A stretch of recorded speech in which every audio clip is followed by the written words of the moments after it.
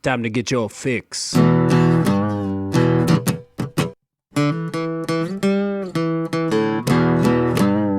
It's a horrible gaming podcast. It's not good, it's not great. Horrible gaming podcast. It's not even what you would call fair. It's really not that good.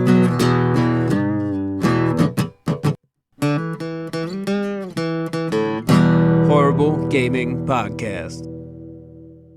Hello, my name is Zachariah with Old Man Gaming. For whatever reason, you have decided to tune into another horrible gaming podcast. I almost said horrible game review. That's how bad this is. With me, as always, is my buddy Neil, a.k.a. Tiny Wizard. Yeah, Neil, a.k.a. the Tiny Wizard internet star right now. We'll talk about that a little bit later. Apparently. Before we get into the meet and greet of it, why every goddamn time? The meet and greet. It's a butterfly back baker. Butterfly meet and greet. That's going to be the name of this episode now, meet and greet. Butterfly back baker.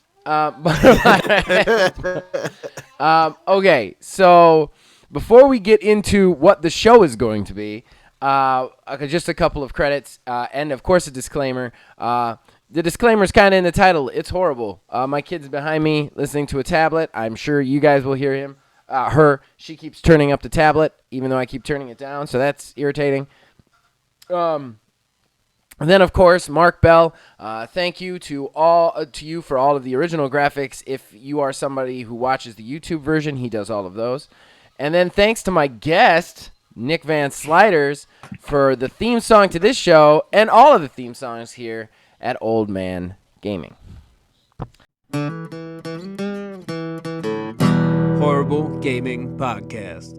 So for this episode, I already teased it. We have a special guest. He's a first-time guest, so we're going to take a little time to get to know him before we get into the normal show.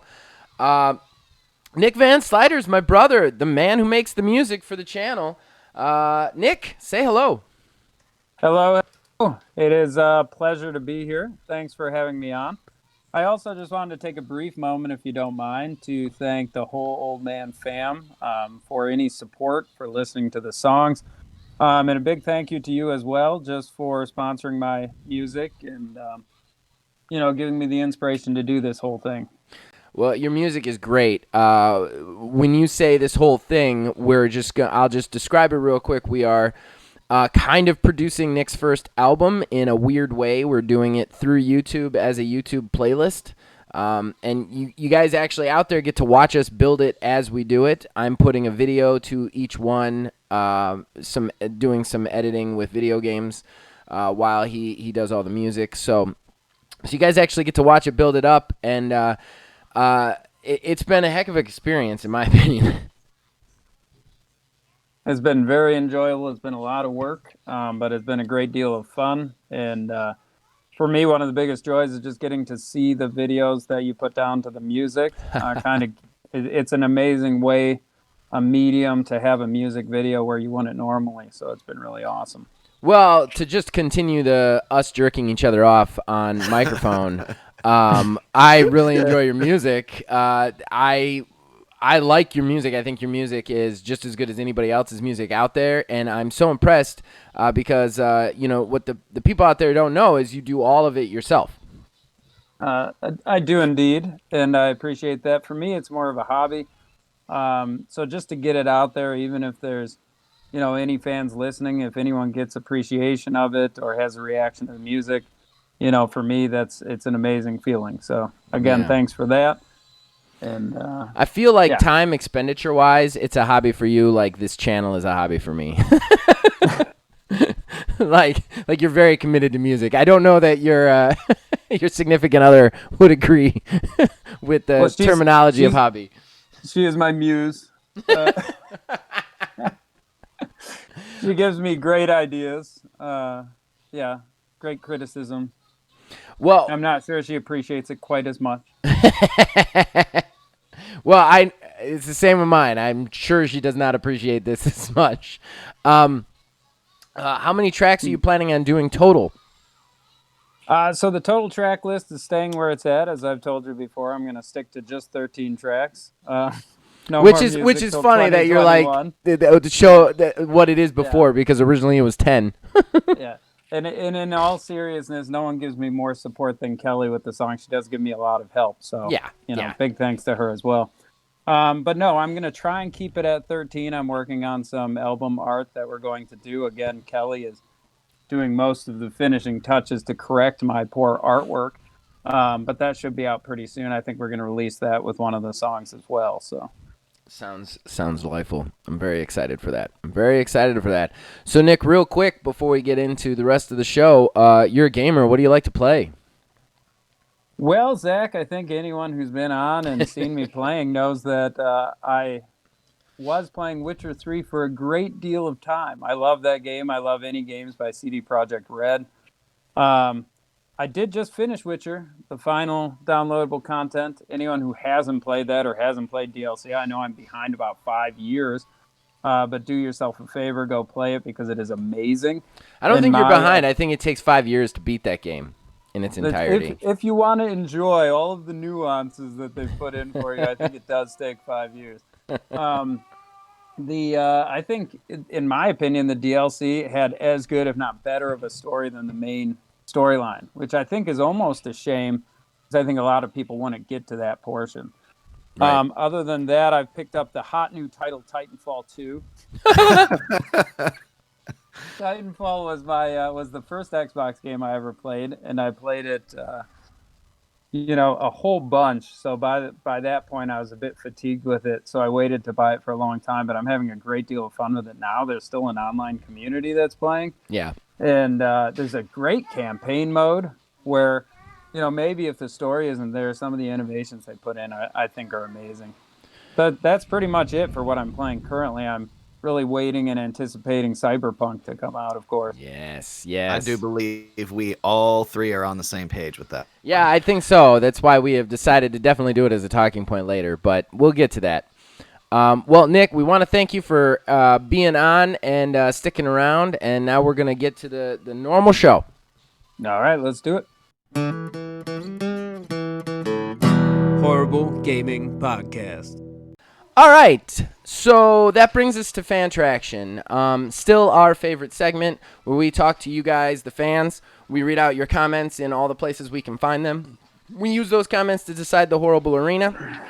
We like to open a dialogue with you guys.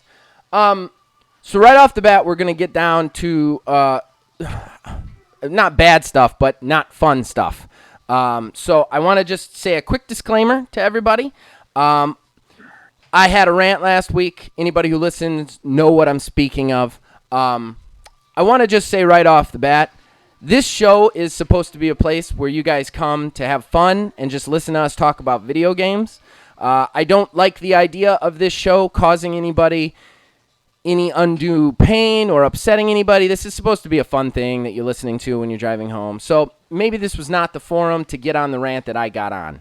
I was in a weird place last week. It's just the way it is. Sometimes that stuff's going to happen. But I did get a comment, and I welcome those comments. I want to say that right up front. If I made you guys upset, please comment with me. I've told Neil repeatedly, in my opinion, Fan Traction is about reading your comments, whether or not they are negative or positive or upset or happy or anything. If we don't read all the comments and we don't respond to all the comments, then it just makes no sense, With that in mind, given the current situation of the person commenting, I have given Neil a lot of crap in the past for staying silent. While he is freely welcome to make comments at the end, I have given him full reign to not say anything in this position, so I don't want anybody to give him crap about that. What I'm going to do is I'm very happy with my printed response to the message. So I'm just going to read the comment, and I'm going to read the printed response, and then if Neil wants to say something, he can, and then we're just going to move on. So, with that said, Kayla, I hate to do this, but as a female viewer, I can't listen and not make a statement. I'm sorry, Zach, but you lose any chance of support from the minority or female field when you start a rant with, "It's hard to be a white dude." Not everyone expects the worst of you. It's about accountability. It's finally holding men accountable for actions that have been swept under the rug for decades. And the doctor's office situation, it's also to protect you. She is also held accountable. I have a male OBGYN that I have seen for a decade now, and he always has to have at least a female nurse in the room or the door open. I think I get what you're trying to say, but my guy, this came out awful. This quotation mark, well, it's hard because I'm not a bad guy, so it's not fair, isn't a good look. So, my response, first I said that's fair. Then I didn't feel like that was enough, so I did type out took a few hours to think about what I wanted to say back to this. So, I want to hammer home, and maybe I could have communicated this point better than I did. My problem was not the woman who had to leave the door open.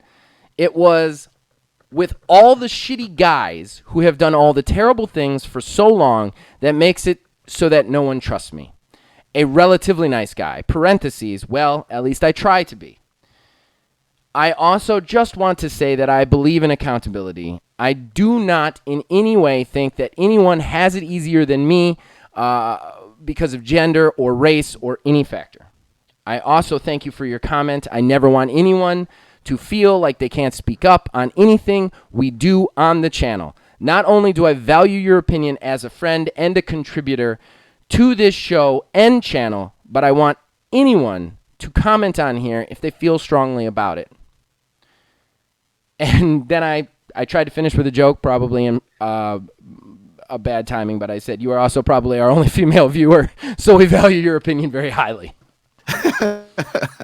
So that's my response. I hope that this has moved on, but it is what it is. And I do just want to say again, even though this is a hard comment to read, a hard comment to respond to, it gave me many nights of less sleep because I had to think about if I responded well or what had happened and stuff like that. I still want people to comment stuff like this if they feel strongly about it. I just want to say that one more time. She had started her comment with, I hate to do this. Don't hate to do this. If I say something stupid, feel free to call me out on it. I want that to be our community. I want it to be very open. I'm not always going to say things people agree with or that are smart, but I definitely want everybody to feel that they can talk and feel welcome and open here. So, with that said, Neil, you did actually say you wanted to say something. I'm going to give you the floor for a second, and then we're going to move on to more fun things.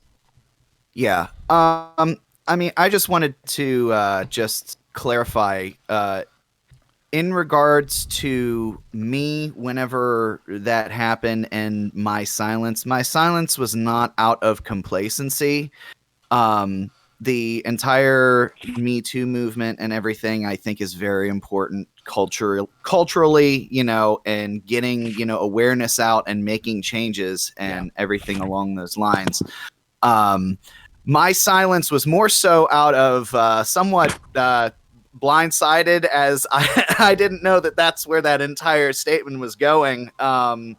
Not to make light of the situation, but no. Yeah, it's something that if you're not in that mind space or, prepared to talk about, it kind of hits you out of left field. Yeah.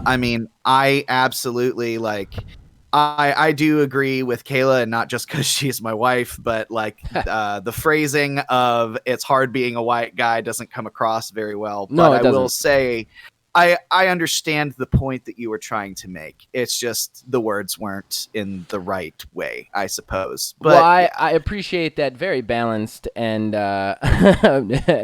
very well thought out statement.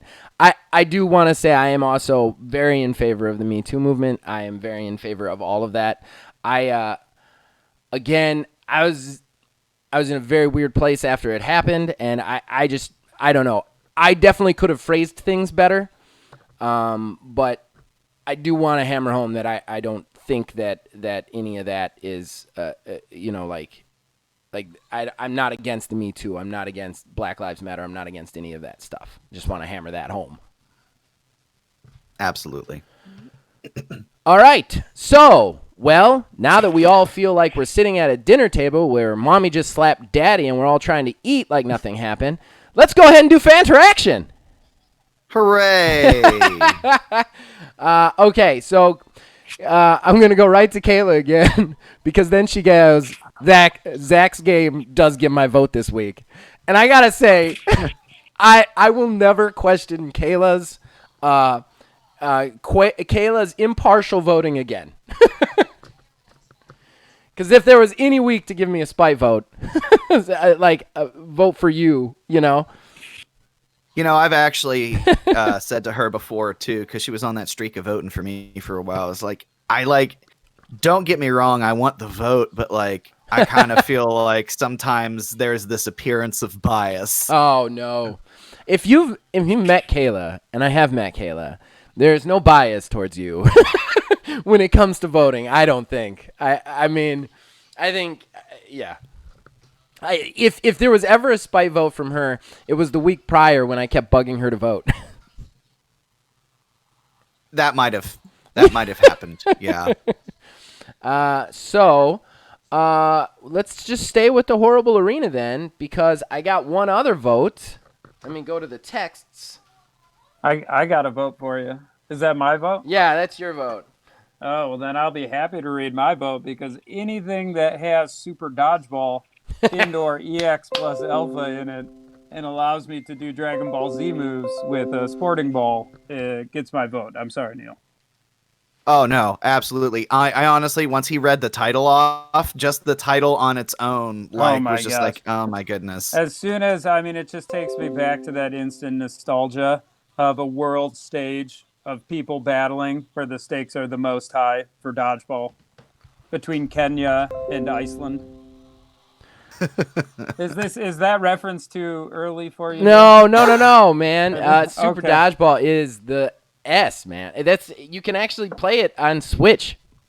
Oh my god! I've played it a few times. I've already beaten it like twice. That's where my thought process was too. Completely where my thought process was. I'm sorry I didn't react fast enough. It was because somebody is like messaging me like 1,000 messages a minute, and it's coming through on my computer as notifications. So like, we're getting this like sound effect of blue, blue, blue, and I was trying to get him to stop real quick. Well, it hasn't translated through the call. No, it won't, but it'll translate on the OBS that's recording the desktop audio. That's true. So, yeah, that's exactly where I was. That's exactly where I was on that one. So I got a win. Neil, what is up, brother? Al, you only got, 4 more to go, so we'll be tied? Yeah, I'm still in the hole. Neil says scoreboard. You are at 7. I am at 3. Well, there's still a lot of time. I got a good one today, though. I didn't pick puzzle to throw it away. That's for sure. I don't know. Mine... I don't know if mine's going to get disqualified. I mean, it's puzzle, but I don't know. I almost got disqualified last time, so. But all right, so let's move on to the fan. We got a lot of people talking to us this week. So, Kev Tutal, the refresh rate comment was because you mentioned getting a higher resolution monitor to prevent screen tearing. I was mentioning getting a bigger TV to prevent screen tearing, not a higher monitor, Kev. I think there was a miscommunication somewhere, and it's probably my fault, but I never meant to be talking about a monitor. Let me put it that way. Then Kev Tutal comments on the GameStop conversation, which was like basically the entire episode last week. GameStop needs to sell to Walmart. Be a spot on the front wall. Walmart gains floor space by moving video games out of electronics, and GameStop keeps used games a thing. Target is another option to buy it. This works because places like Target and Walmart won't stop selling physical copies of games until they are no longer produced, which I responded with interesting idea. That is actually an interesting idea we didn't consider. Yeah, I really do like that idea as well. I meant to actually react to that, but that's a very good idea as well. I'm still more of a fan of, upvaluing games as a whole, but that is a good idea to save it. Then Blaze got involved and said, "Hey Neil, look up GameStop closures screwing people out of their pre-order money. You will find tons of reports of people not being compensated for their existing pre-orders and GameStop not honoring their pre-orders at other locations. There are also multiple small claims in court against GameStop for this reason." To which you responded, I'm trying, but all that keeps coming up is COVID closures for me. If anyone has links, please share them with me because I am interested. I'm not going to say that there's not mistakes. Anyone who's used technology know that not 100% all of the time, laugh out loud, transfers could easily get lost for sure. But as for it happening on a widespread basis between multiple locations and constantly, or if the company as a whole is shut down, they wouldn't refund the cash in some way or another, parentheses, be it in the form of gift cards or a post cash, whatever. Now, I actually did a cursory search before we all got on Google, and Yes. I actually couldn't find anything either. Now, I'm not saying that means that they don't exist. Philbilly, 100%. If you know these, if you have a link to any of these articles or any of this, please send it to me. I want to see it personally. Yeah, like I said too. yeah. I'm curious. We're not trying to start a fight or a fuck you at all. We're curious, genuinely curious. I didn't see any, and I didn't do a very long search, but I just did like a quick search on Google, and I didn't see the thing is too is when you're searching on Google, it gets very trendy.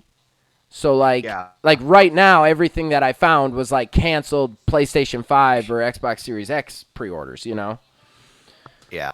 So, okay. So we move on to Kev Too Tall. He, out of nowhere, decided to plug our community game night, which was last Friday. I hope you guys tuned in. And if you didn't, got on Discord with us. We played Among Us. It was a lot of fun. We streamed for almost 3 hours, which was a crazy amount of time. And we're going to do it again in November. We just don't know when yet. It was a pretty good success. I think we'll do it a little bit later in the day. 8 p.m. was a little bit too early, I think. Kev Too Tall. Ask away. You need more of my content. He was speaking to the questions that we keep. I mean, he says ask away, but every time we asked the question, you never answered it. I mean, I think Kev was one of the ones who was answering on a regular basis. Kayla would from time to time as well, but yeah, I mean, it was Kayla pretty much did. just. But I didn't think Kevin answered that many. I mean, there were some where we didn't get any answers. I think the question more so served as a way for you and I to just get into a precursory sort of conversation before we got into our topic. Right. Then we had Philbilly again. Confirmed. Neil equals boomer. Laugh out loud. Love you, buddy. To which you said, low key, think that myself sometimes. You do have some weird things. We're like, I do. I like really do. You'll be really forward thinking on certain things, and all of a sudden you'll say something, and I'll be like, what? Yeah, I've You noticed realize that you're about not myself. 56, right? I've noticed that about myself sometimes. There's just some things where I'm just stuck in the old man way. I mean, I'm That's 31 it. now. Hey. I mean, that's it. Oh. I got. Heaven forbid you're 31. Jesus Christ. I'm almost 40. Fuck you. I was about to say, I mean, I'm not a shambling skeleton like you just yet, but I'm sure I'll get there. I wish I was a shambling skeleton. I'm way too overweight to be a shambling skeleton. Kev Too Tall, there already have been 80s action star game. It's called Broforce. Get it, love it. I have not played it. I have to check that out. I've heard of it. I've heard it's good. I've seen some stuff about it.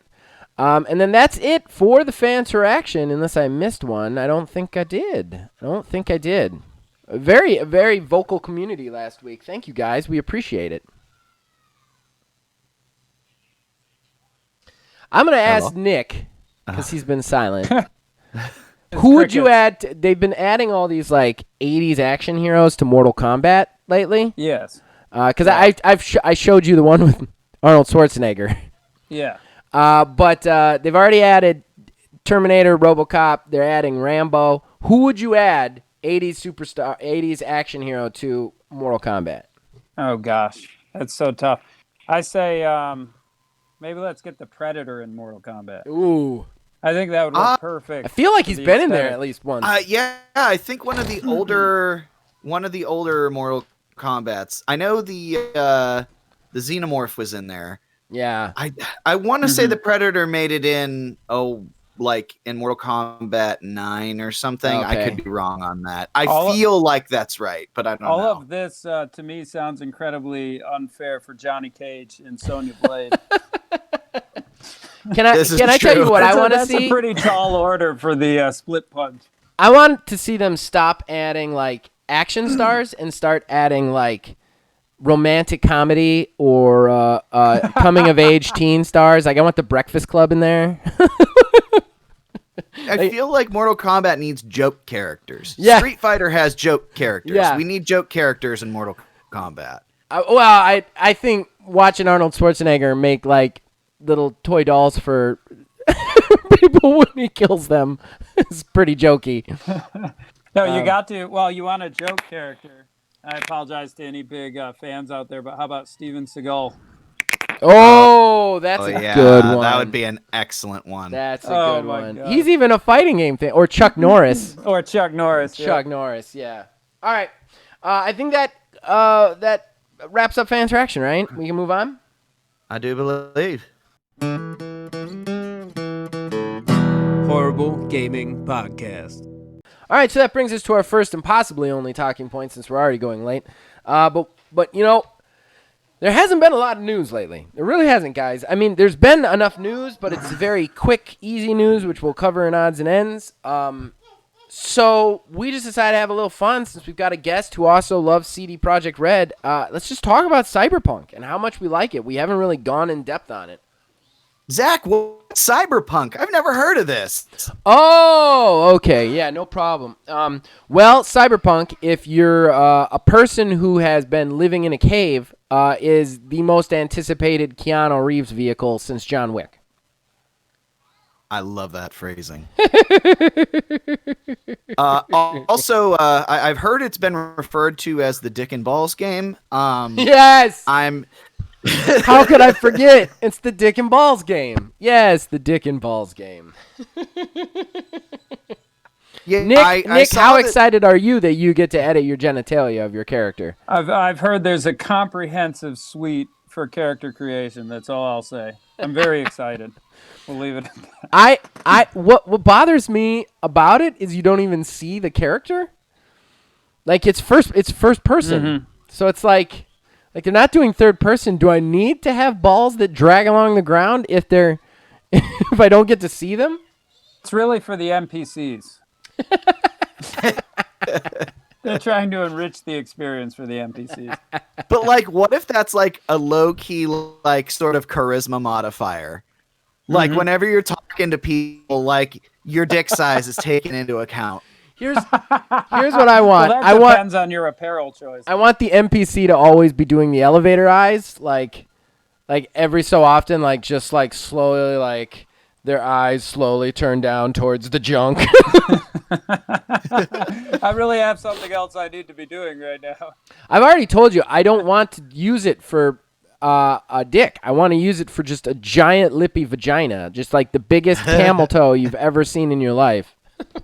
I want it to directly impact your choice of skill trees. Oh. As it gets longer, you can use it as a grappling hook. But there would be other benefits to it being shorter as well.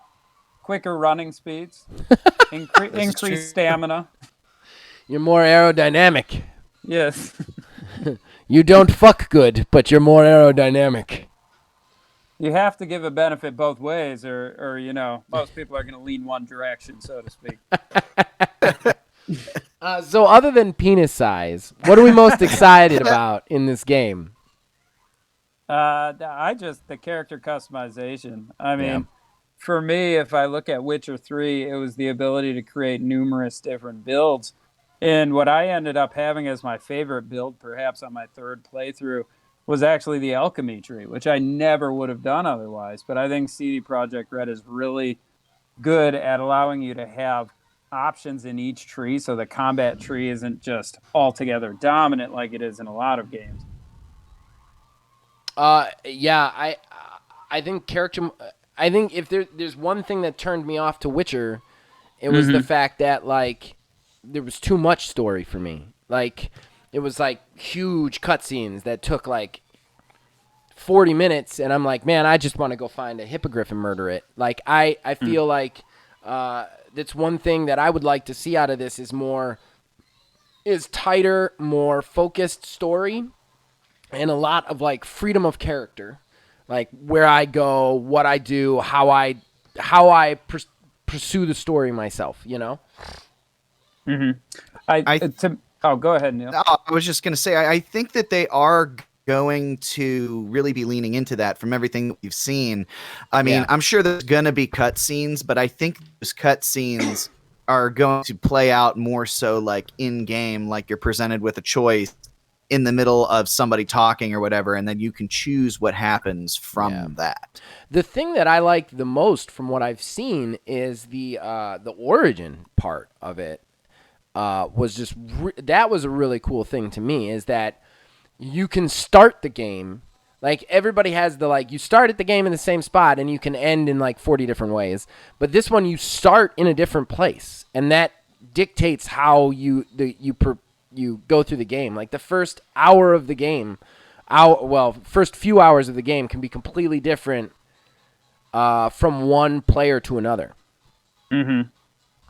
Yeah, I think that's going to be awesome. I'm also really excited for the just the whole Metropolis idea and having, small NPCs everywhere that actually have an impact or have something to say. In any other game company, I would feel like they wouldn't be able to deliver.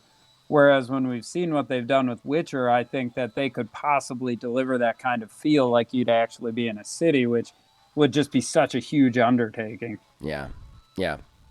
I feel like, too, given that they've been working on this game for so long, I think that that's something that they have to be very confident that they are going to nail as well. Because, like, again, from what I've read, even or I think they even mentioned it in one of the Night City wires, that they individually program pieces of trash. It's like not something that just tumbles around. It is just randomly generated. Yeah. I was just gonna lead into. I was just agreeing with you. I wasn't interrupting. I promise. Yeah. No, you're good. Yeah, you're good. I was actually gonna ask you guys. So, I mean, we know the 3 different origins. What one are you guys gonna pick? Oh, I know what I'm gonna pick, but I'll let Nick I already know too. I'll let Nick start. Does Nick know the origins though? I don't know if Nick follows it enough. I know 2 of them. There was like like Cyberpunk, and then there was like corporate. Yeah, and then there's Nomad, which you actually start outside the city in like a trailer park, basically, and you're like a smuggler. I'm definitely doing Nomad then. Okay, all right. Why are you doing Nomad?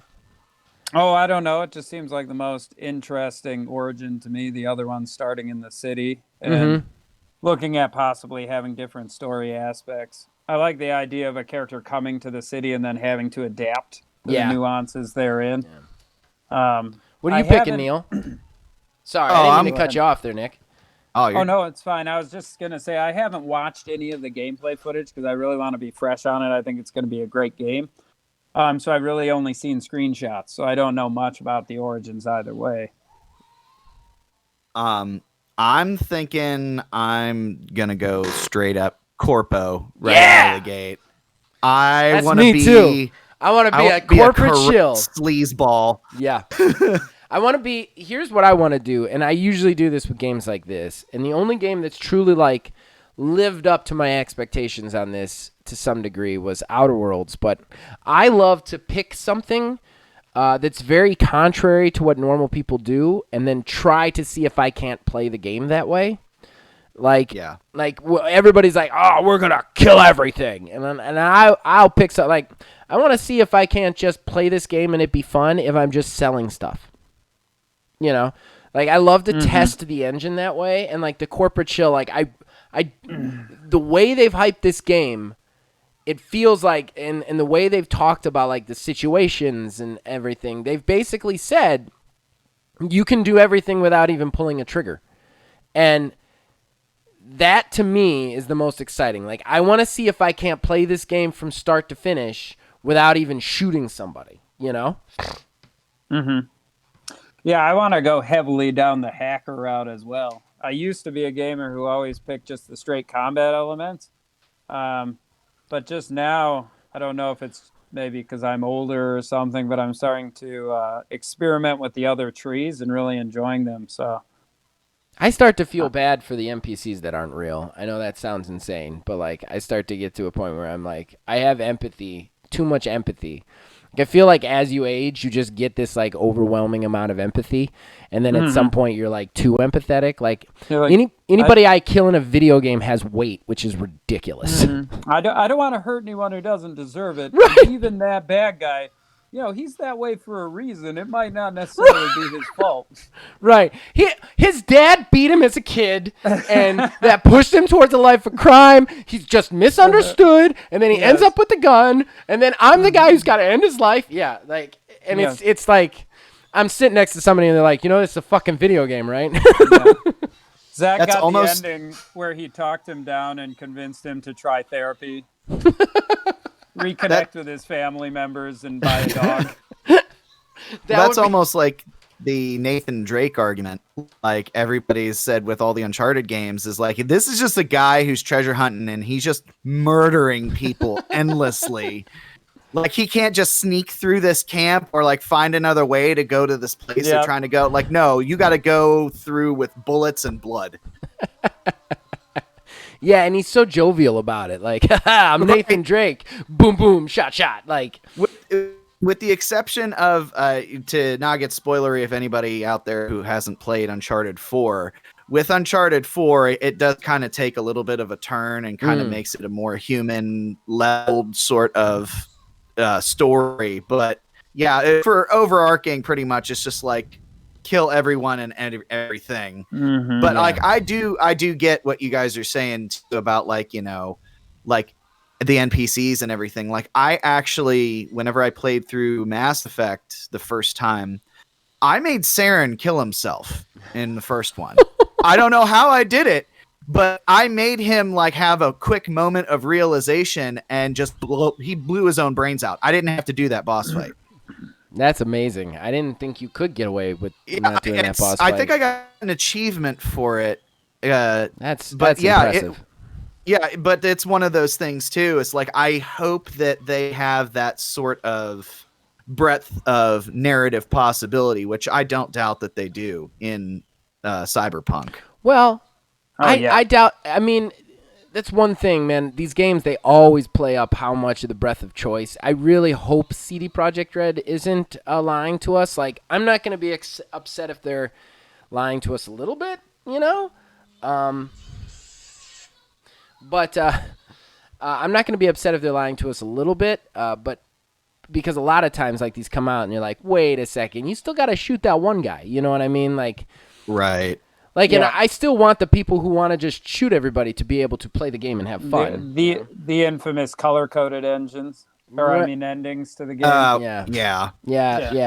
I mean, which is stuff like something that's something that I hope they don't do also with the ending. Well, they've said that there's over like 40 different ways for the game to end, depending on how you play, and you can be in a completely different point with a completely different like set of circumstances than anybody else. I just hope it's not like the color-coded thing or like, oh, this one character's missing from the background or whatever, but it's the same across like 10 of them. Well, they've done fairly well with the Witcher games as well. If you look at 2 or 3, now you're not looking at a million different endings, but there are pretty varied endings for those, and even varied endings for the DLCs as well. One of my biggest concerns, I think, is if you're making your own character as opposed to having one prefabricated, if they can still make the story feel specific enough to where you're invested in it. That's always, I love character customization, but that's always my concern with character customization is maybe you might not have as strong a story narrative. And I think Neil will echo you on that. I would be the dissenting opinion on that because I don't care about the narrative as much. I would much rather be able to fabricate my own story with my own character, even if it's a little bit weaker. Monster Hunter World, you create a character. The story is very weak as far as there's not a lot of twists or anything. There's just something you got to kill, but I found that much more rewarding because it was my character. He was in every cutscene. He was part of the story, as opposed to like Borderlands 3, which I've criticized their story quite a bit because their story narrative is not the greatest on a whole, but the cutscenes don't have your character anywhere in it, Mm-hmm. True. Like I just want to be part of the story, and I want myself to be I want to feel like I'm the one driving the story. However that is. I don't like it when I create a character, it doesn't feel like me creating a character mattered. Like where everybody's just going to the same place. And with those very heavy narrative games, that makes me nervous. However, that being said, CDprojectred is on record saying that like these endings will feel very different from one another, and there are so many ways to actually get end roll credits that everybody's story is going to be more or less unique. Yeah. Yeah, and I completely forgot what I was going to say.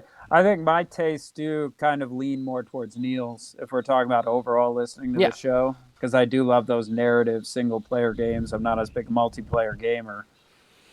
It's not even that I'm a multiplayer gamer so much as I just want to be able to... I don't know, I feel like I have so little time, so when I want to play a game, I want to play a game. If I want to watch a movie, I will find a movie and I'll watch that movie. I'll sit down and I'll watch that movie. When I want to play a game, I want to play. And that's my biggest problem with really lengthy cutscenes is like I've got 2 hours to play. 40 minutes of that is taken up by such and such talking to such and such for like 2.5 hours, Mm-hmm. I feel like the difference in that it just depends on how it's presented. So like an opening cutscene, whatever, or like, as opposed to you've been playing the game for like 20 hours, you're almost at the end, and then you get like a 20-minute cutscene. Like I'm totally cool with that. Yeah. The okay. one that got me was the Kingdom Hearts 3 Remind DLC, to where you boot that up and it was literally, no exaggeration, at least a half hour of a cutscene of just stuff that was just like confusing shenanigans. Right. And like I'm a diehard fan of the series, and it was still just like, are you kidding me? Come on, I want to play the stuff. Well, and that's exactly where I'm at. Like when I boot up, or even in a game, like if I go into the game and it's a mid-level thing, and then all of a sudden I'm in this like really long-winded cutscene, it's like it just like I guess the best way to point it out would be Metal Gear Solid 4. I think it's not the Phantom Pain, the one before that. I don't remember. I only Guns played of the Two. Patriots. I don't. He was old. It was the first one in which he was old, but it doesn't matter. He was always old. A friend of mine brought that over and played it, and it just made me mad because it was like every time you met an NPC, it was like, it was at least 20 minutes of conversation, and it's like, man, I just want to murder people.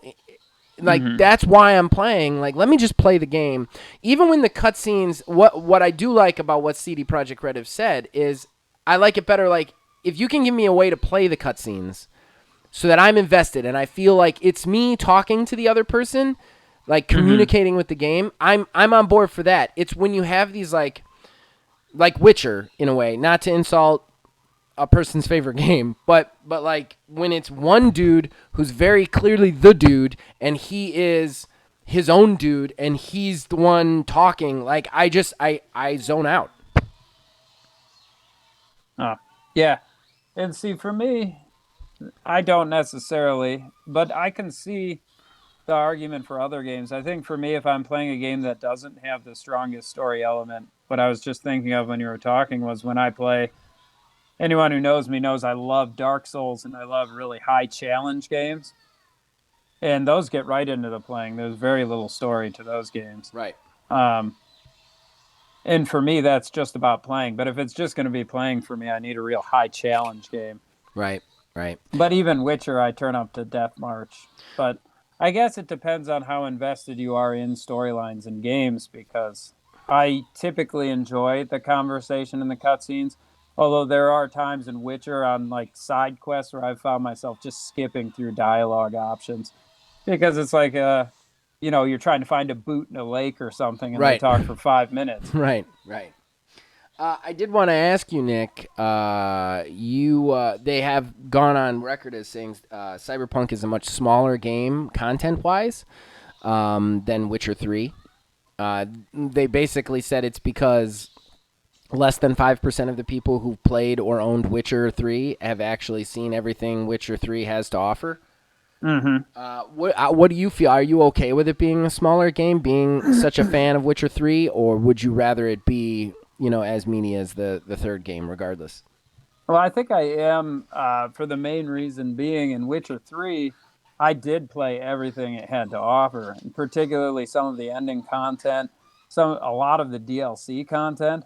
I wish other people would have played because when I'm talking to them, I can't even converse about it because most people didn't get to those portions. And if you save some of the best portions of the game for, so 5-6 days into it, then a lot of people simply aren't going to play it. And I think that does a disservice to your game.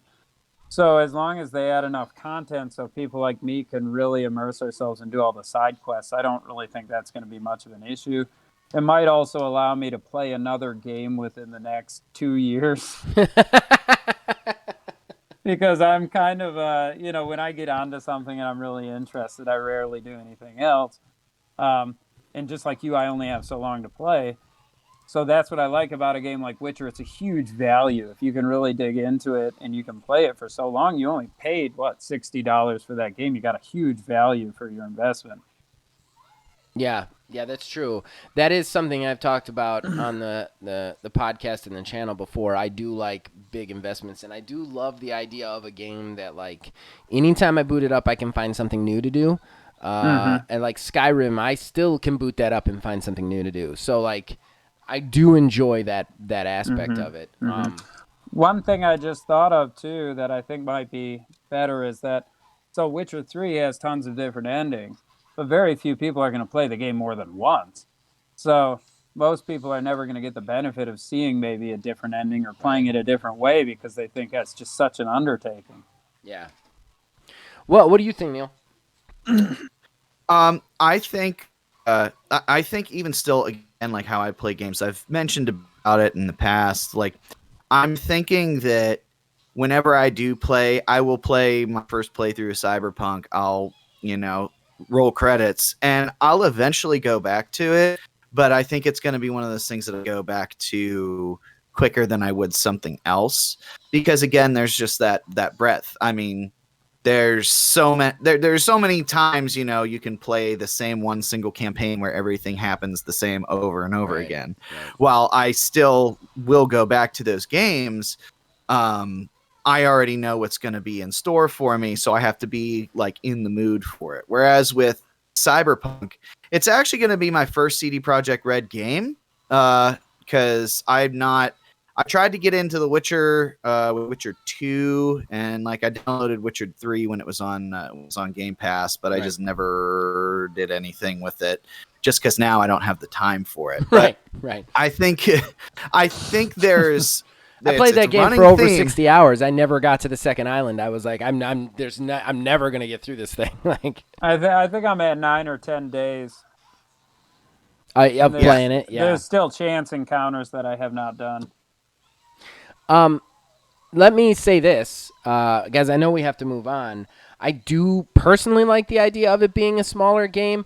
One of my favorite games from 2019, my personal pick for Game of the Year, though it didn't win, was Outer Worlds. And that game, Nick, I actually urge, I know Titanfall 2's campaign's pretty small. If you want to get a fun game in between now and Cyberpunk that you can finish and really enjoy, get Outer Worlds, man. Yeah. The thing about that, considering it, but I know it's still full price, isn't it? I don't know if it's full price. You can get it on Games Pass, so that's the only way I got it. But the thing about it is, you could play it so many different ways. There's so many different ways for the game to end. Like, it does start in the same place every way, and there's just so much customization on how you go through the story that it almost really really urges like replaying it. You know, like it's like play it with another character. You'll see everything differently, and I enjoyed that. So if Cyberpunk can do that on a much bigger, massive scale, I would enjoy that quite a bit. I'll definitely check it out. But one thing I will say, did you ever play the Titanfall 2 campaign? No, I've always wanted to, honestly, but you should. I really recommend it. I've put it on the most difficulty, of course, because I wanted to make it last longer. But the duels at the end of each level between Titans, because they do it almost heavy gear style, where the end boss comes out and challenges you, and then there's a battle. And the duels just last for like 20, 30 minutes on the harder difficulties. Oh, it's just epic. Well, Titanfall 2 is actually Logan's favorite game. He said that repeatedly. I think, personally, I'm probably going to try it when EA Play merges with Games Pass Ultimate in November. Yeah. Because it'll be on there. I'm going to try that, and hopefully Star Wars Squadron will be on there, which I'm very excited to try. So, Very cool. Do you have anything to add to this segment there, Neil, or should we move on? No, I think we about covered it. All right. Horrible Gaming Podcast. All right, so that brings us to odds and ends, and we're doing it because I guess we're going to be late again. That's just what we do now here. This is an 80-minute show. Everybody just needs to get used to it. Late is the new normal. This is a new normal. So this basically is a segment where we catch little stories that don't deserve an entire talking point and just kind of rattle through them, say a couple of things about them. Nick, feel free to chime in on any of these that you feel warrant a comment, okay? Neil, you want to take it away? Sure. First one? So some more details have actually come out with Microsoft and GameStop partnership. Okay. And apparently GameStop is going to get a cut of digital sales on Xboxes sold at GameStop.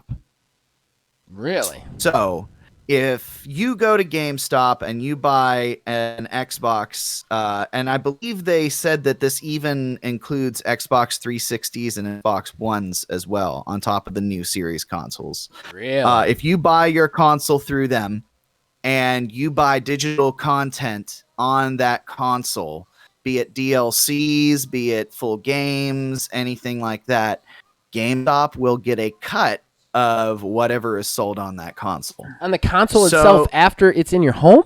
After it is in your home. That's insane. How are they even doing that? Wow.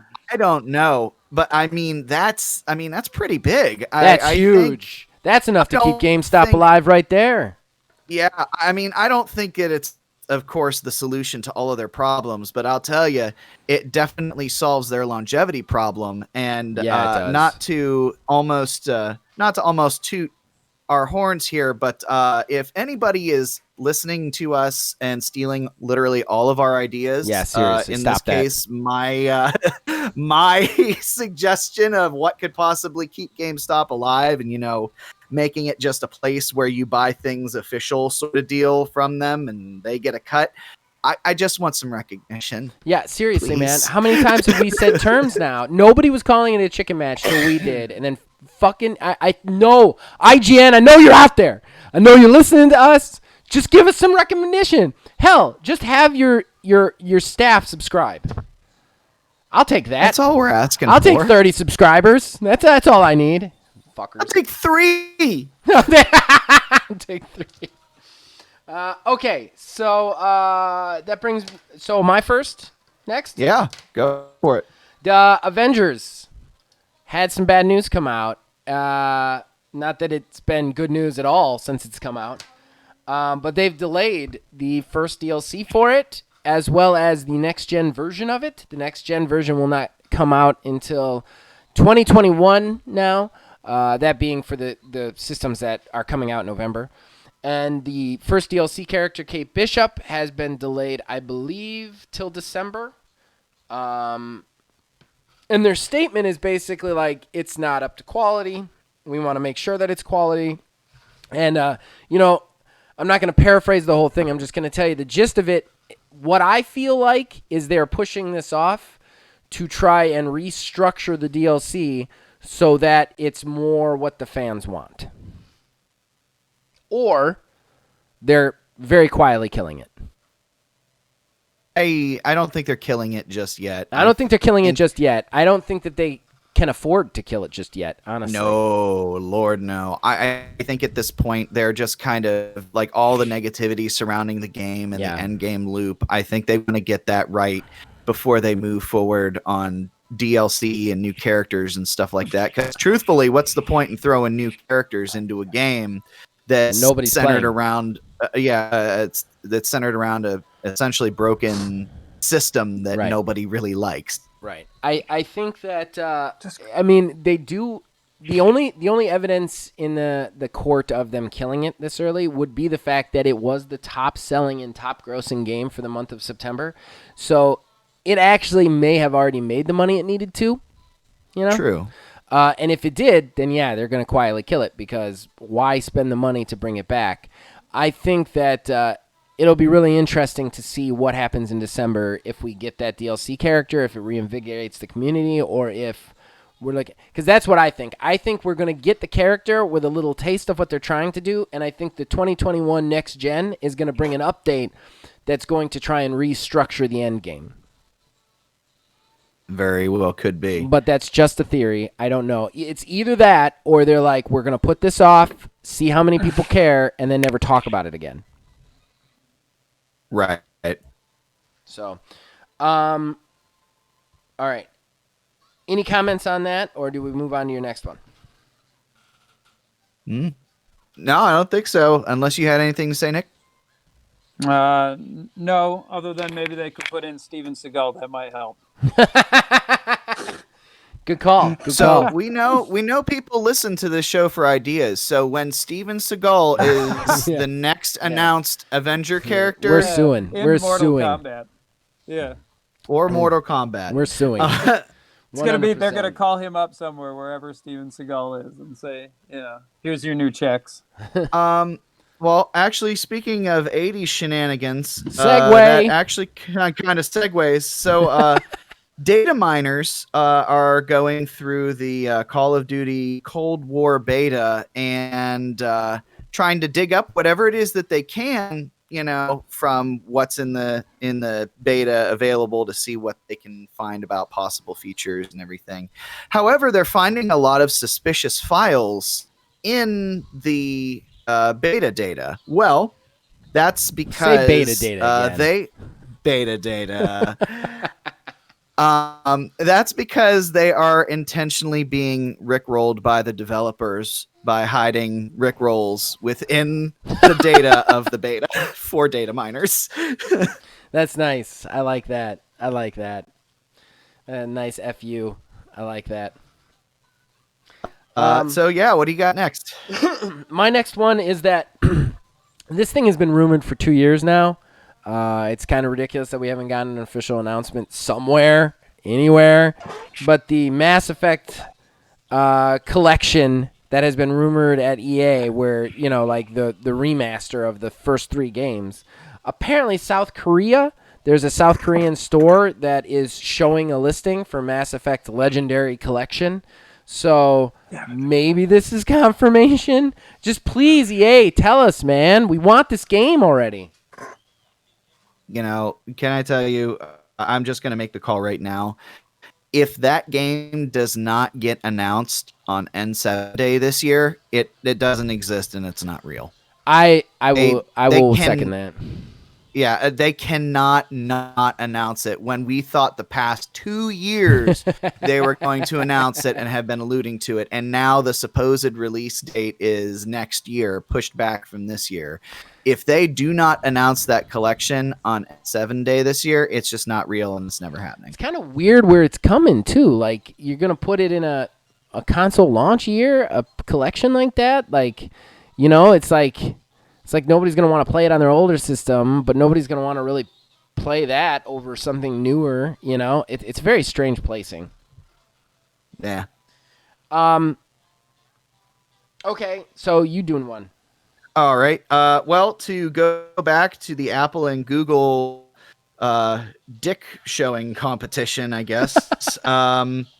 Apple and Epic are set to take their lawsuit to court in 2021. and the judge involved in the case had said that the results of this case could have significant and serious ramifications for not just them, but all major platforms across the board, be it, home consoles, PC, other mobile, all developers, everything like that. So now, because Epic just wanted to whine and complain and come out now that they use this to try to drum up, more interest in Fortnite because it had been waning, that now they very well could have wrecked everything for everyone else. Yeah, it's going to be a big fight, and it's going to be nasty. But that's usually how it is. It's usually somebody stupid starts something that they shouldn't have, and that ends up translating into, well, now we got to do this.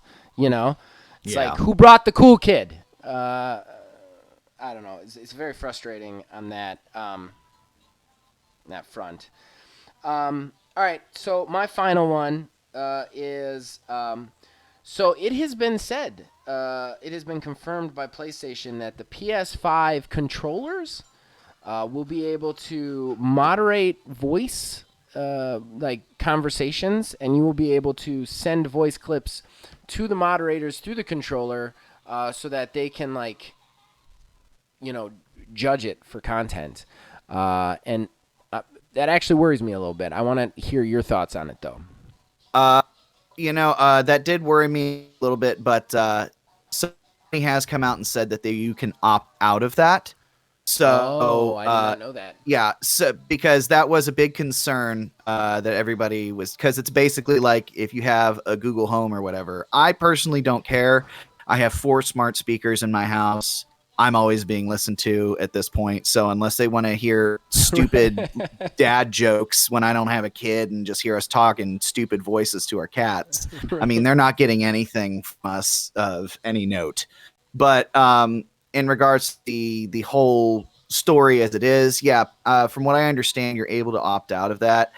I don't think that that's really going to be the end of the world. I mean, I do think data privacy is a huge concern in the digital space, with everyone collecting information on all things, and there's no unified digital bill of rights on personal information collecting, which I think is something that we're going to need to move towards eventually. But I think at least at this current juncture, it's not that big of an issue as it may seem on paper. Honestly, you took it that way, and I just don't take anything that way anymore. I've just come to the understanding that we want internet and we want things to be easier, and to do that, we pay for it with our privacy, and that's just the understanding. I always get upset when people get mad about that because I'm like, what did you think was gonna happen? And are you gonna stop using your shit? You're not. So what are you gonna? You either get to live like it's 1989, or we live in a world where people know where you are at all times. That's just the way it is. And I've just kind of come to terms with that.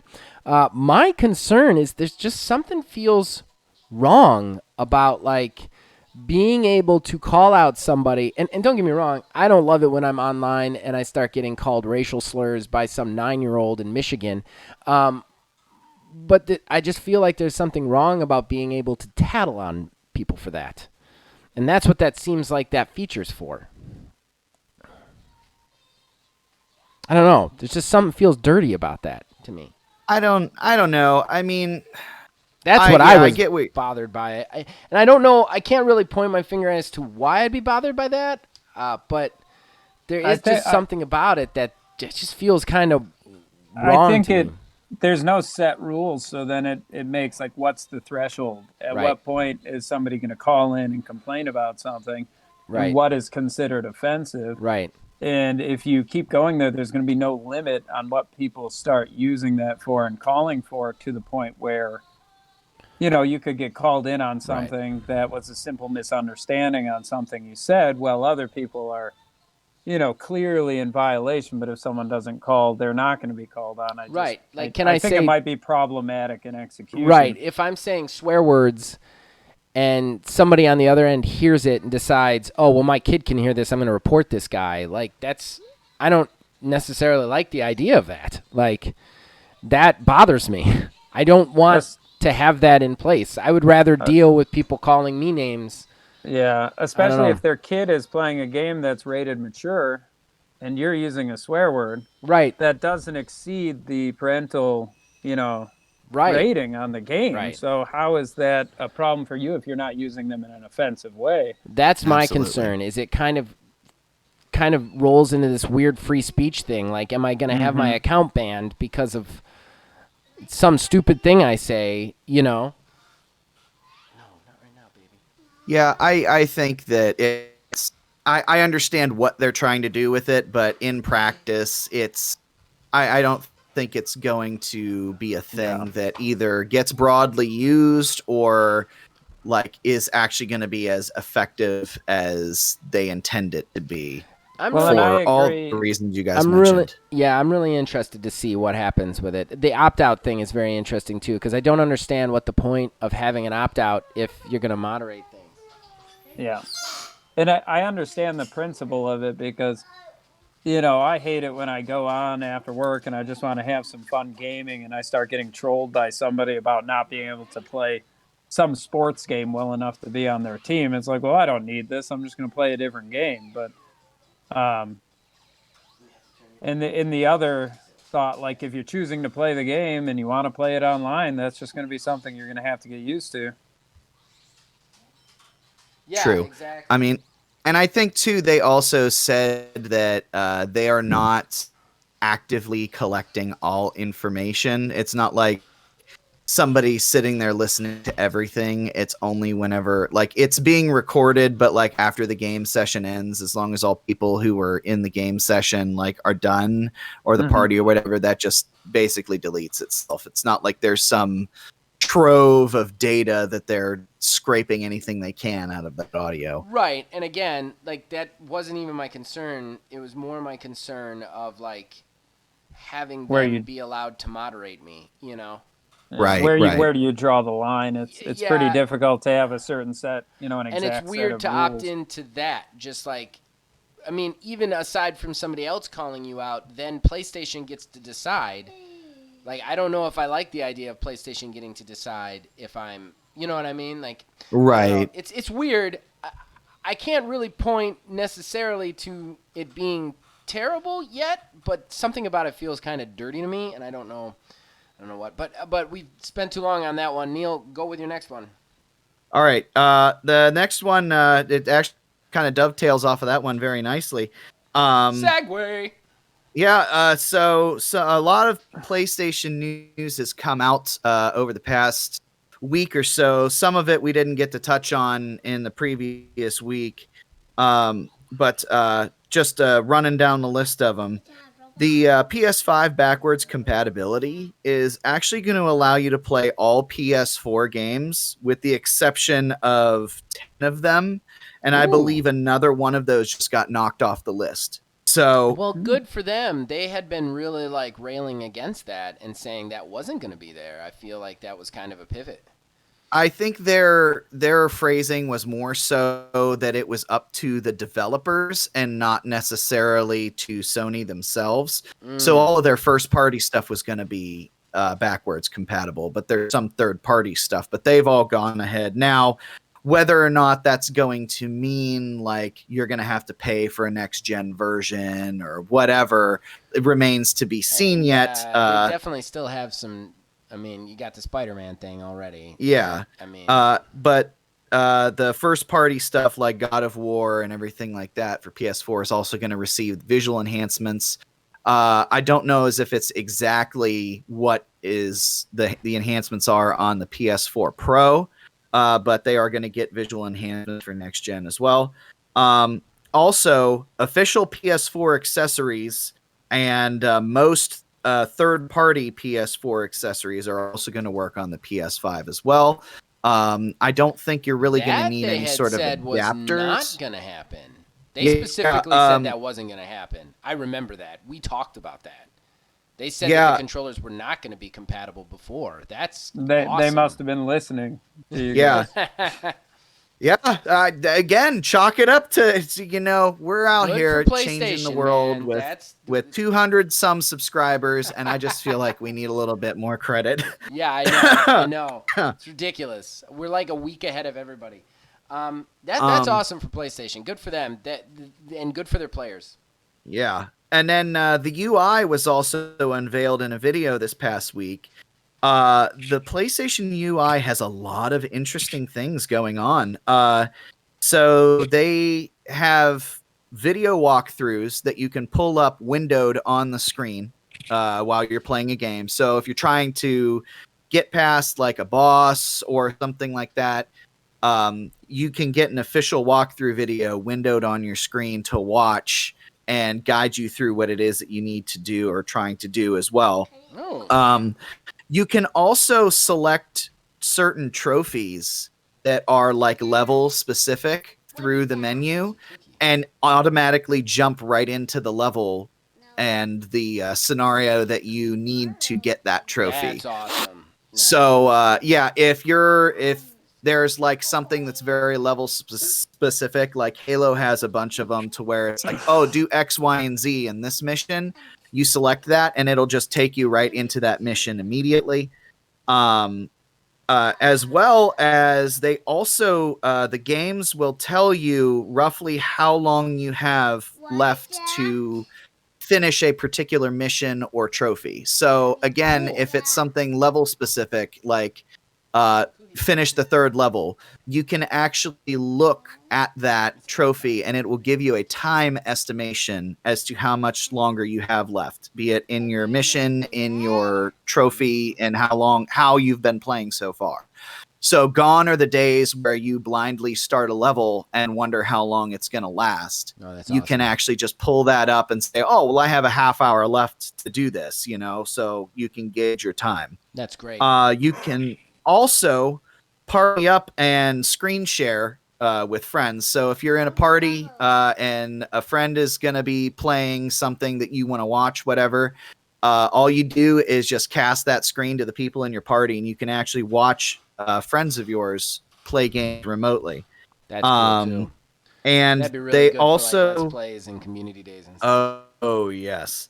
And they're also going to have some trophies in games are going to come with digital rewards, such as avatar pictures and themes and everything. That's so standard stuff, though. Yeah, that's standard stuff, but from what I understand, that's going to be more broadly implemented across titles. So I think it's really interesting. I really love what they're doing with the UI this time around. That's awesome. With the PlayStation. That's awesome. That's awesome. All right. Is there any other odds and ends you got, or should we go to Horrible Arena? Oh, I can go to Horrible Arena. All righty. Horrible Gaming Podcast. That brings us to the moment you've all been waiting for, the main event, the Horrible Arena. What is the Horrible Arena if you have never watched or listened? Well, first of all, watch or listen more.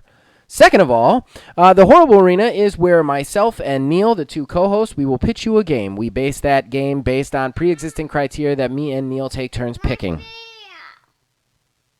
Thanks for interrupting me. I was on a good roll there. What am I looking at? You need to go to the bathroom? No. You're killing me right now. Sure. Okay.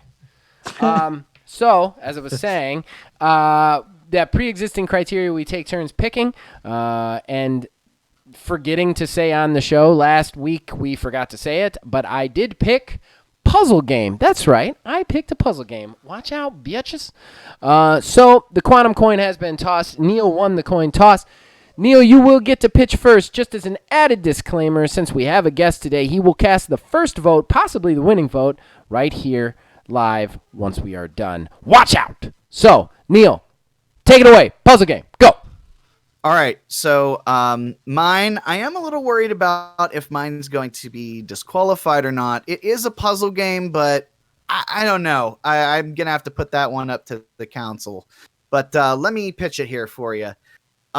So the project is going to be Project Detective. And it's going to be made by Za/, the people who did Disco Elysium. So the game would begin at the scene of a murder. Right out of the gate, you would see just the dead person on the ground, and you would immediately start looking for clues in the area that could lead you to formulate an idea of what possibly could have happened. So once you find those clues, a scenario would then play out briefly, like in your mind, as to what possibly could have happened, but elements would be missing. You would use those things that you collected throughout the environment and place them in wherever spot you may think that they fit within that scenario. That would make it make sense. So when you place those items, that would then play out and then lead you to another set of possible things that could have happened to lead up to that point. Basically solving the murder in reverse. Up until you see like who it was that actually killed the individual. However, because any item can be placed in any location, being it on the ground, in somebody's hand, and the other possible people that would be in the scenario at that given time, it could lead the player to believe that there are different people who are the possible killer. As a result, this could lead to multiple different endings, given the set of conclusions that the player can jump to throughout the process. Obviously, there would be multiple endings. All but the right one would lead you to a false ending, and the game would basically tell you this is not the person and show you a brief cutscene and lead you to start over again. Almost like a puzzle roguelike sort of deal.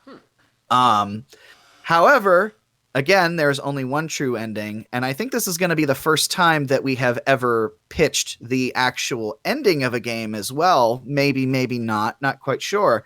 The true ending, it is revealed that the player is in fact the killer, and all of the possible scenarios that you played out leading up to solving the fact that the player is the killer are just fabrications that you told the investigators. So that is going to be my Project Detective. Now, I will lead it to the council as to whether or not that is a puzzle game. So, in fairness, we have done puzzle game once before. Yeah. That puzzle game, our roles were reversed.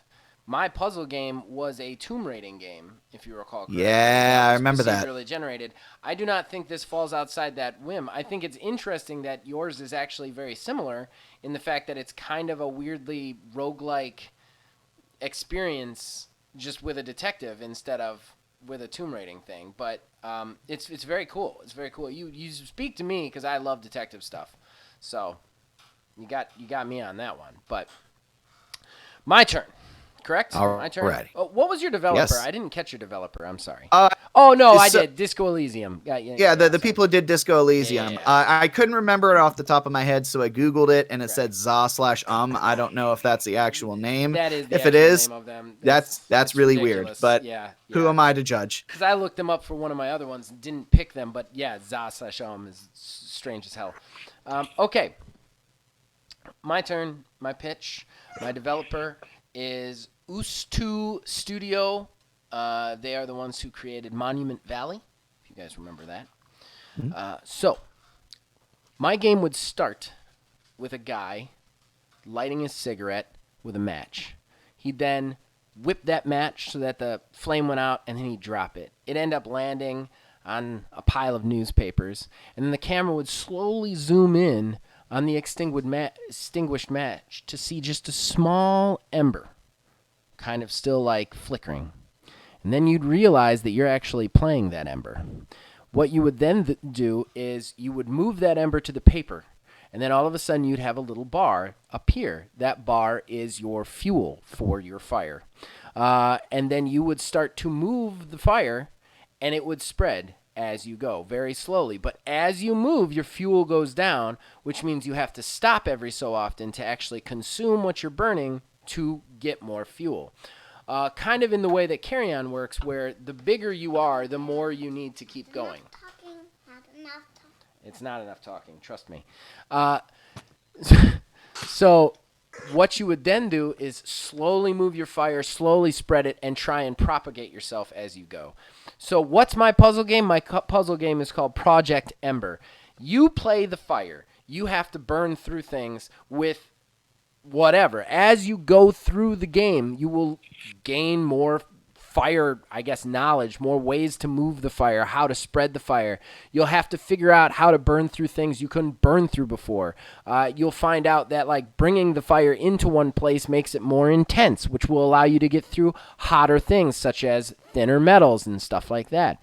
As you continue, the world just keeps growing around you, kind of like Katamari Damacy in that way, that you start off just on a piece of paper and then you're at some point zoomed out and you're burning a city down. And the whole time you're continuing, people are trying to fight you. They're trying to put you out. There are firemen showing up. There are things trying to snuff you out. Wind, rain, all sorts of things. And you just got to keep your fire going as long as humanly possible. That's my puzzle game, Project Ember. I would also like to have a very rich multiplayer co-op, couch co-op. You both get to play pieces of the fire, moving in different directions. The game will scale up for you. I think that's really cool because you'll also have this feature where you can't run into each other because that's how a lot of firemen put out fires, by using a backdraft. So if you run into each other, you'll actually suck the oxygen out of the air and kill yourselves. So so it adds this extra level of co-op play where you have to figure out how to burn everything without running into your own tail, so to speak. So not only would this be fun, it would also be kind of educational because you'd kind of learn how fire moves, how it breathes, how it gains its energy, and I think it would be just a really cool experience for anybody to play. So there you guys go. Those are the projects on the puzzle game. You got Project Detective versus Project Ember. Which one are you guys going to go to the stores and pay your hard-earned money for if you have to choose? And we're going to tell you where you can vote on that thing in just a second. But before that, Neil, what's our next game? Yeah, I remembered. Yeah, I remembered. Next game. What are we doing? What? I'm confused. Well, he has to pick the criteria for the next Horrible Arena. We're supposed to do that on air. We always forget. Neil thought he had to make another pitch. Yeah, no. Well, I was actually trying to find a way to leverage a "we didn't start the fire" joke. So that's actually where all of my brain power was. Crap. I've got an idea, Zach. I mean, we'll we very well could do that if he's got one. Well, and we got to let him vote. I almost forgot to do that, too. We're terrible hosts. Either way is fine. All right, let's do this. Nick, you go ahead and vote. Which one would you spend your hard-earned money for? And then you tell us what we should use as the Horrible Arena next week. And, Neil, this won't count as your pick. You'll get your pick the week after. Okay, at least I'll be prepared that way. There you go. Okay, well, I'd like to start by saying both games I think were excellent, and I'd definitely play both. I think I'm going to have to go with Neil this week because, and I think all things being equal, I would have picked Zach's game had it not been for the ending. I love the idea of having the ending that it is the main character. It's a twist, and you have to figure it out throughout the game. It would have replayability because you'd have to play the game possibly several times, and you might not even come to the final ending, which I think is kind of a cool thing. I love the idea of the fire game in the spreading and the puzzle-based format as well. So it was definitely a hard choice this week. But my vote goes to Neil, Zach. Okay. And my choice of topic for You're dead to game me. will probably also not please you. Because I will pick, unless you've picked it recently, turn-based RPG. We have picked it recently, but that's all right. We'll do it again. I don't mind. If you've picked it and you want to do it differently, you could do an RPG in some kind of new format. You know, just be imaginative. Doesn't necessarily have to be turn-based. What do you think, Neil? I think I can't remember when we did the turn-based RPG We did it last. We did it like 4 or 5 weeks ago. Did? Because you used the Project Trick or Treat. You won with that. And I had Project Howl. Yeah. Okay. All right. So let's just do straight up RPG. Okay. Like turn something into an RPG. Okay, I'm down with that. All right. Horrible Gaming Podcast. That brings us to the end of the show, everybody. Shameless self-promotion. I want to go ahead and steal Neil's thunder just a tad and say that, Neil, you posted a fantastic Terrible Talk on Industry Crunch. I got to watch it just before we went live, and it's amazing, man. Yeah, I just want to thank everybody who's watched it. I am astounded. I'm looking at it right now, and it's showing me 55 views yeah, in it's a less than a popular day. one. I mean, I did not think that it was going to be that good, but I mean, hey, I appreciate all of the feedback as well. I feel like you and Kev have kind of taken me under your collective wings. What? And giving feedback. Yeah. I've been taking the feedback that you gave me, and then I've been paying attention to the past video before that I had posted. Kev gave me some little tips and hints and feedback, and I appreciate that absolutely. I love how you're taking the feedback of me, and my videos always look like they were shot in a basement with crappy graphics while you're doing all these fancy things. You don't have to take any advice from me. I honestly, I learned how to do some other editing things for this, as you would see in the video, and I'm going to be experimenting more. I also want to give a shout out for my sanity, as I actually thought at one point that I accidentally nuked the whole thing as I was about to finish it. Yeah, and that was scary, but hey, I kept sane and I finished it. Editing is a rough beast, man. I do all the editing for the channel. It's not greatest, but it is a very scary beast when you put 2 hours in and then the shot cut crashes on you and you're like, God, I hope that auto saved. But yeah, again, if you haven't checked it out yet, please go ahead, check it out. It's about Crunch. I do some weird, stupid things in the video. If you check that out and like it, go back and watch his other Terrible Talk. I actually like the first one better, surprisingly enough. Yeah, well, I think that's because the first one was more so rooted in opinion, and this one I actually had to do some research for, and I did actually have to do some research and scrubbing through a 3-hour video to find one single clip that I used in the middle of the video that I did with this one. Yeah, I saw that. That was cute.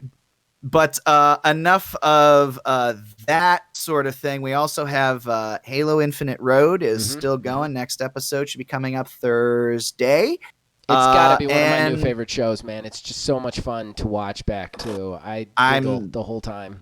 Yeah, I'm so ready to record again. We'll be doing that here soon for the next set of videos. Yeah. But I'm going to turn it over to you now that I've jerked myself off all over the channel. So, Nick, you want to plug something? Sure. I've got many things to plug, maybe, actually. I'd like to start with Neil's amazing radio voice. I know you're not a fan of it, but I think you got a great radio voice while we're doing the thing. Thank you. Of course. Then I guess, of course, still plugging the videos. Thanks to everyone who's been watching. I know we've had some views. There's about 4 more tracks, I believe, that should go to video. And they're a little bit farther off, but yeah. Yeah, and if you enjoy them, then let us know, of course. On a more serious note, I don't know if this is the right place to do it, but if it's plugs, we can do whatever, right? Yeah. So I'd like to say rest in peace and a big thank you to King Edward Van Halen, a huge inspiration on generations of guitarists. I know for myself, I have, 70% of my equipment that I've used is all Eddie Van Halen designed equipment.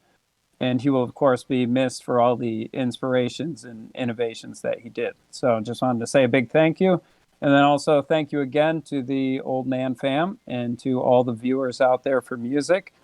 And I think my brother will take it away, but of course I'll keep making it if there's still interest. So definitely appreciate it. I do want to say specifically the most latest song came out this last Friday. quick thing. Yeah. OMG Wrestling is awesome. Anyone who doesn't check it out, definitely check it out. The announcers are top notch. Ziggy Vans and Blaze Phillips are real pros, man. They, Oh my God, they're Butterfly really tough. Backbaker. Mine, Butterfly mine, Backbreaker. mine, mine.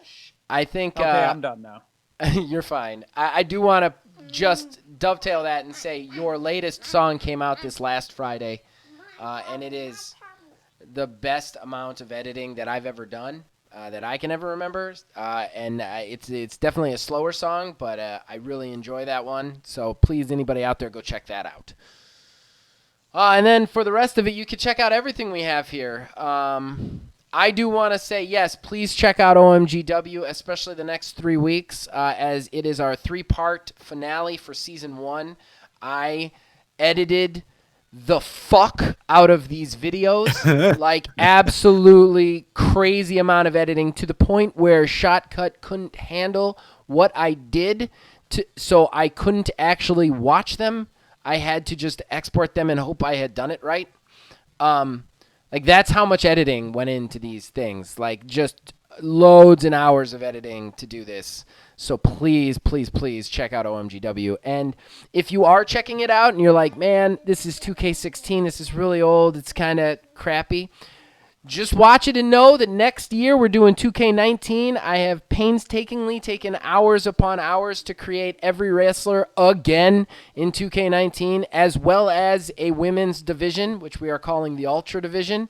So, yeah, it will be even better next year.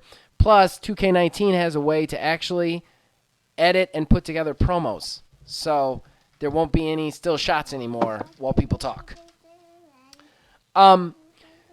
And then, as usual, check us out on Facebook at OldManGamingDH, on Twitter at OldManGaming9. You can join our Discord. The link is in the description below.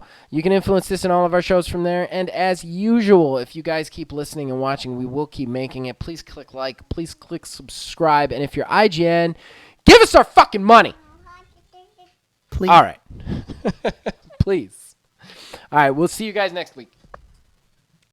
It's good to me. I just want you to appreciate how long I was trying to leverage that we didn't start the fire joke. I the second that you said that you play the Ember, I'm like, fuck.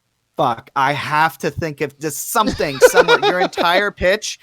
I was paying Did you hear attention the rest to your of the pitch? but like, or, no, I or were you heard just the rest out? of the Did you just pitch, check out? But my entire brain power was focused on a way that I could somehow get that in there. And I'm really disappointed in myself that I couldn't make it work.